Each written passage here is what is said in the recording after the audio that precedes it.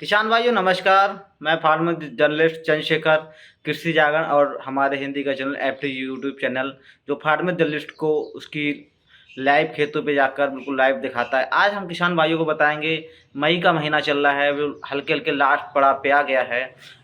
अब हमारे जो किसान भाई धान की खेती करना चाहते हैं तो उनके लिए धान की पौध डालने के लिए बिल्कुल सही समय आ गया है, जो हमारी अगेती वैरायटी हैं।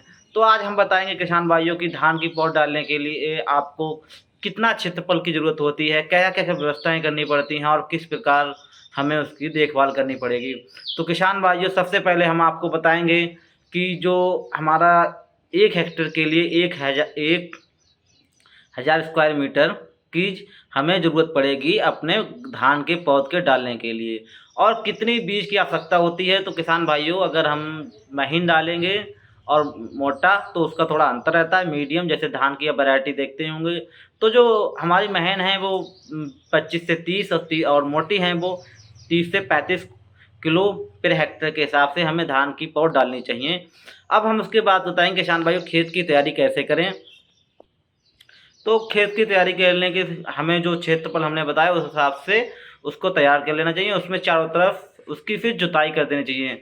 जुताई कैसे करनी चाहिए किसान भाइयों, तो उसे गहरे हल से जुताई करनी चाहिए, हैरों से 2-3 बार। इसके बाद हमारे किसान भाई उसमें कल्टीवेटर से जुताई करें, मिट्टी बिल्कुल महीन हो जाए। इसके बाद अगर कल्टीवेटर हो सके तो हमारे किसान भाई रूटावेटर से भी जुताई कर दें, जिससे बिल्कुल मिट्टी महीन हो जाती, बारीक हो जाती है। ये और हमारे जो खरपतवार का भी खत्म हो जाता है। जब हमारे किसान भाई जुताइयों में अंतर क्यों कैसे रखें, आपने पहले जुताई की तो 2 से 3 दिन का अंतर रखें, जिससे हमारे जो भूमि में पाए जाने वाले हानिकारक फंजीसाइड्स हैं या इंसेक्टिसाइड हैं जो अंडे देते हैं, जो जीव जो रहते हैं भूमि में वो ऊपर आ जाएंगे। तो 2 से 3 दिन में जिसमें कड़ी धूप होती है वो खत्म हो जाएंगे। इसके बाद हमारे किसान भाई फिर जुताई करें, फिर 2 से 3 दिन का अंतर रखें। इससे हमें फ़ायदा ये होता है, जो हमारी भूमि में पाए जाने वाले हानिकारक कीट या फंजीसाइड्स होते हैं वो मर जाते हैं। फिर हमें कल्टीवेटर से जुताई कर देनी चाहिए। कल्टीवेटर से जुताई करने के बाद हमारी जो वो काफ़ी अंदर तक जाता है, जिससे हमें जो हमारी भूमि में अधो सतह होती है वो टूट जाती। अधो सतह टूटना बहुत ज़रूरी है, क्योंकि नहीं जो हमारी भूमि का पानी है वो फिर भर जाएगा, फिर हमें आगे चल के दिक्कत है। अधो सतह बहुत ही तोड़ना बहुत आवश्यक है।